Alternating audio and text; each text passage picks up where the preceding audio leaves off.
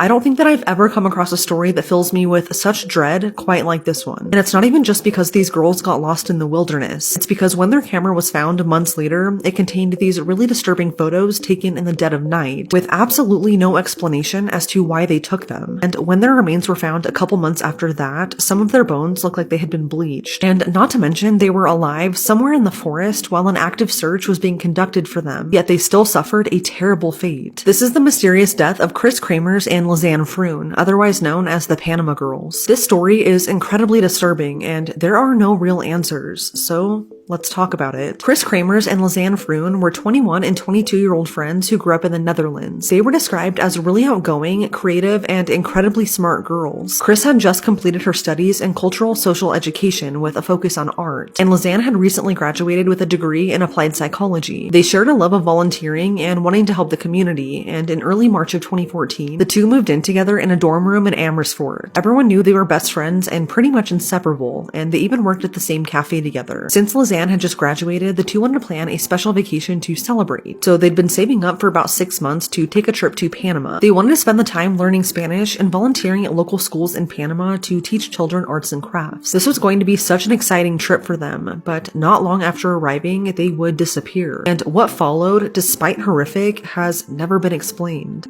On March 15th, 2014, Chris and Lizanne arrived in Panama, and they toured the country for about 2 weeks before landing in Bouquet, Chiriquí. The girls decided to stay with the local host family while they volunteered teaching children in the community. They'd only planned to stay for about 4 more weeks, but it would soon become clear that they would never leave. On April 1st, 2014, Chris and Lizanne took the host family's dog, with their approval, and set out to hike the El Pianista Trail. They specifically wanted to hike the wilderness surrounding the Baru volcano, but before they did, the girls were last seen having brunch with 2 Dutchmen that they met while on the trip. There, they posted on Facebook that they wanted to walk around Bouquet and then go on this hike. After brunch, Chris, Lizanne, and the dog took off for said hike, never to be seen again. That night, the host family became concerned when their dog returned home safe and sound, but alone. The girls never made it back, so this is when they started looking around their home, but they found nothing. By the next day, Chris and Lizanne had missed an appointment with a local tour guide, and this is when the family knew something was horribly wrong. So they reported them missing to the police, who then took off searching for the girls. At this point, neither of the families were able to get a hold of the girls, which was odd since they talked daily. They would usually send them updates about their trip. After a few days of no contact, both of the girls' families went to Panama along with detectives from the Netherlands, and from there on, a full-scale search was conducted. This was a massive search too, involving local police, tracking dogs, and helicopters, and their focus was on the El Pianista Trail since that's where they were last known to be. This trail is known to kind of start out easy, but as you progress, it gets pretty dangerous, and it's so dense and rugged. It is definitely not an easy place to search, but after combing through the jungle for 10 days, absolutely nothing was found. This left investigators stumped, and no one really knew what had happened. But a little over 2 months later, Lizanne's backpack was found. It was reportedly found by a local woman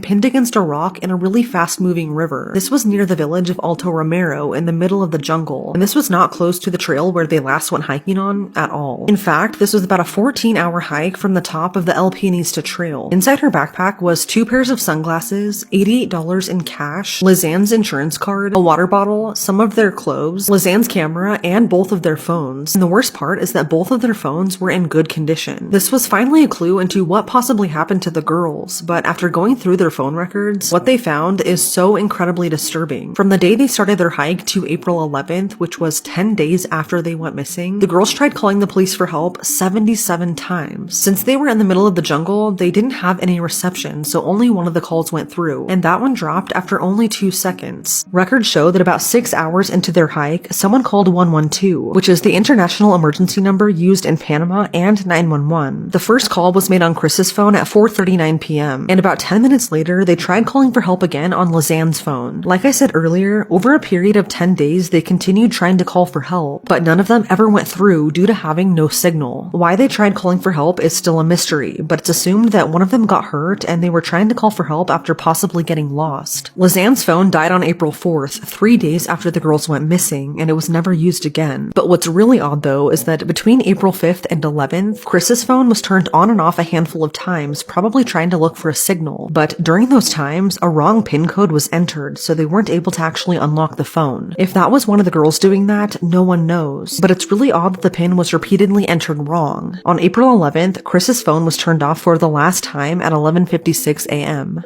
What's really devastating to think about is the fact that while this was all happening and they were trying to call for help, there was an active search for them being conducted not just by police, but by their families in the same jungle, yet they were never found. If you think that was disturbing, wait until you see what they found on their camera. So the camera contained photos of the girls starting their hike, and the first few photos show them taking a trail at the overlook of the Continental Divide. This was the last photo ever taken of the two, and after that, photos show them walking deeper and deeper into the jungle, and this was just hours before that first initial 911 call. Nothing appeared too unusual at first until police stumbled across these. These were taken on April 8th, and these were some of the last photos that the girls ever took. 90 photos were taken to be exact in the dead of night between the hours of 1 and 4 a.m. They showed the girls' belongings spread out on some rocks, and it looked like they were possibly near a river. This is the image that truly does it for me though. It's the last photo ever taken on the camera, and it's of the back of Chris's head. Some say that it looks like she's bleeding in it, but I'm not entirely sure. It's so scary to me that only a few of these photos are clear, but the rest of them showed nothing but darkness. So because Lizanne's backpack was found, this sparked a new search along the Calera River, and this is when authorities found some of their clothes on some surrounding rocks just a short distance from where the backpack was found. And 2 months later, another disturbing discovery would be made. Not far from where the backpack was found, authorities found a broken pelvis and a woman's boot with a foot still inside of it. In total, 33 bones were found scattered along the same riverbank, and after DNA testing, it was confirmed that they belonged to Chris and Lizanne. But here's the thing. Lizanne's bones seemed to have decomposed naturally as she still had some skin attached to the bone, but Chris's bones looked like they had been bleached. Whether or not that was from sun exposure, which is typically normal, we don't know. But aside from Chris's broken pelvis, which authorities don't know if that happened before or after her death, the bones were in pristine condition. There weren't any marks or signs of trauma, but combined, only 15% of their bones were ever found. A post-mortem examination confirmed some animal activity, meaning it's likely that the rest of their bones were carried away by wild animals. Because there were no signs of trauma and how little of the bones were found, their cause of death could not be determined. Although to this day we don't know what happened to the girls, there are a few theories. One being that they possibly had an accident during their hike, with one of them getting hurt. That sparked them trying to call the police for help, but when they couldn't get a signal, they decided to hunker down and camp out for the night with the intention of trying to hike for help in the morning. Then when morning came, it's possible that they just went the wrong way along the steep riverbed where they would eventually be found. This led them deeper and deeper into the jungle with no way out. Then they just died of exposure after not being found. Investigators believe Chris possibly died on the night those photos were taken, which was the 8th. Their theory is that Lizanne took those photos to try and help her, maybe trying to use the flash to see. Or it's possible that they heard someone or something out there in the wilderness and used the flash to either scare them away or get their attention. Maybe then Lizanne tried to hike away on her own for help, but died in the process. No one knows for sure if they tried walking along the Changuinola River, which is known to locals as the Grinder. It's a really dangerous spot with sudden flash floods, and you have to cross a lot of really old rope bridges over the water. It's just a really dangerous area that even locals avoid. So it could be a possibility that they tried doing this and just accidentally died. Another theory is that the girls were met with foul play out there in the jungle and that someone else was involved. Some question whether or not the backpack was planted, but to me it kind of seems unlikely that it was. But one thing that kind of fuels this theory is the fact that no one knows who took those last known photos on the camera or why, and the fact that the wrong pin was entered on the phone several times. That doesn't seem right, considering the girls probably knew each other's passwords. But I truly don't think we will ever know what happened unless they find the rest of their remains. 2 years ago, it was said that a couple of journalists planned to go back and search a dam at the end of the river, because according to them, Panama authorities never tried looking for the rest of their remains. They just closed the case as undetermined and kind of just said that it must have been an accident, mainly because of the dangerous terrain. A lot of people question how this case was handled back when it initially happened. All I know is that I've never felt such dread when reading about a case like I have with this one. The entire thing is something straight out of a nightmare, and the fact that there aren't really even any answers is terrifying. But it's now been 11 years, and whatever happened to Chris and Lizanne out there in the wilderness remains a mystery.